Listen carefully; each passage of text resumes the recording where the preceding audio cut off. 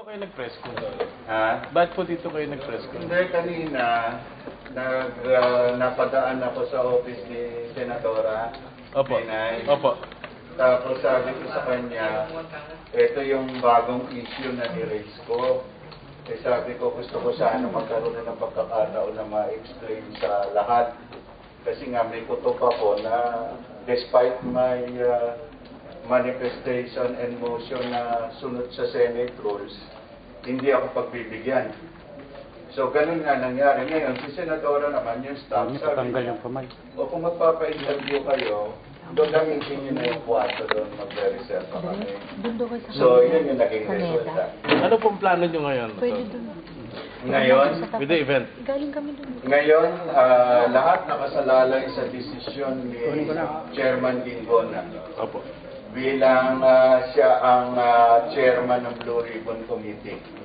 Kasi nga, yung pinay ko yung manifestation with motion ko kahapon, ang sinasabi ko, acting on reports of media na sabi ni Senator Dingona na hindi niya alam yung jurisdictional challenge na ni-raise ko, I am furnishing him with a copy and I'm asking that the committee consider my jurisdictional challenge as a committee as a whole.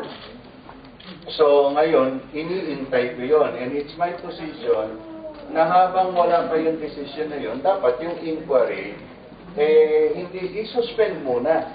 Kasi hindi naman gawa-gawa ko yun eh. Kaya nga kanina, hinarap ko pa kay Senator Coco, yung sarili nilang rules. Parang hindi ko yung gumagawa ako na sinasabi nila na delay, walang ground, kitang-kita. Ito yung rules eh.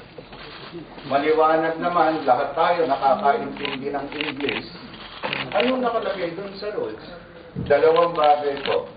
Pag may jurisdictional challenge, whether it is considered to be well-written, based on law or not. Ano sabi dito? Rule Section 3 says, pag may jurisdictional challenge, tigil muna inquiry. And then, what? The committee will decide as a whole. Nandito po yun. They are citing to me Section 20. Yung Section 20 na yun, rules yun ng Blue Ribbon Committee. Ang posisyon ko, yes, na andun yun, pwedeng i-delegate yung authority. Pero pag specific ang rules na sinasabi na ang jurisdictional challenge ay dapat maresolba ng committee as a whole, specific po yun, yun ang dapat sundin. Kayo po ay nasalang mismo kanina dun sa hearing.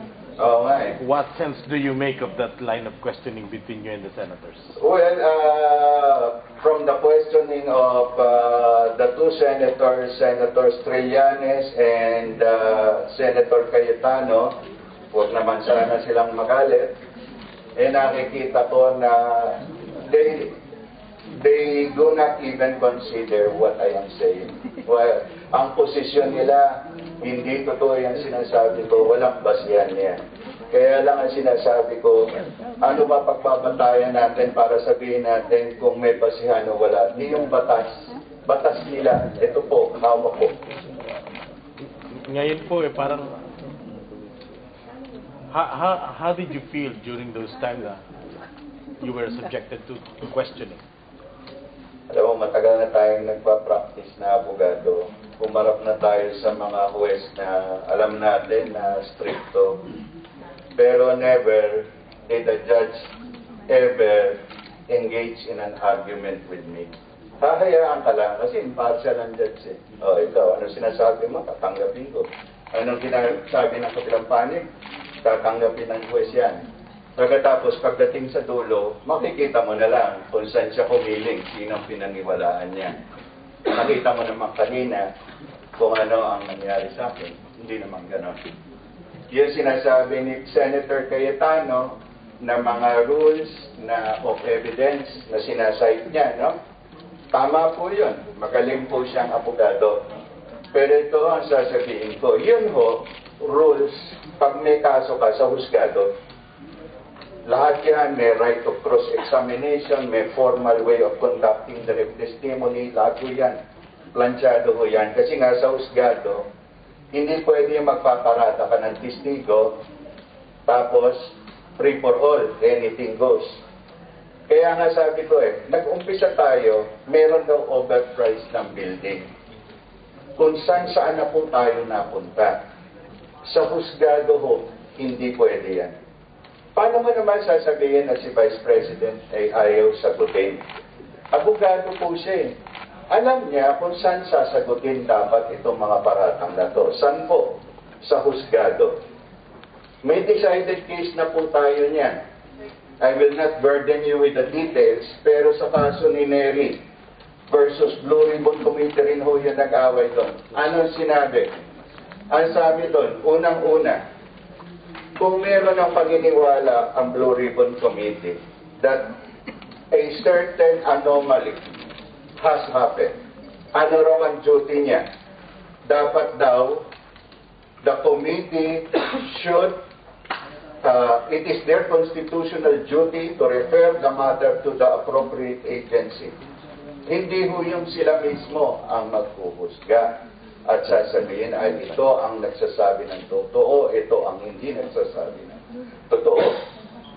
If there is already a pending case before Congress, before the Ombudsman, rather, nangyari na po ito kasi yung plunder po nandun na sa nasa Ombudsman na ngayon Ano sabi ng Supreme Court in the case of Nery? If there is already a case before the Ombudsman should have jurisdiction para tinigin ito.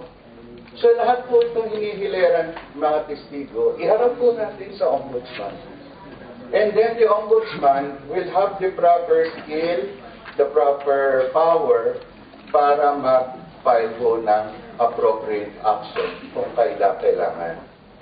Lahat po tayo ini-invoke natin in accordance with the rules. Kaya nga po, napakasakit din na harap-harapan sasabihin sa iyo, ang pakay ko lang daw ay mag-delay. With all due respect to the senators, no? Na even if they don't agree with me, I respect them. Huwag naman nila kung paparatangan na ang ginagawa mo, mag-delay ka lang, maliwanag na maliwanag po yun. Hindi ko ako ganon.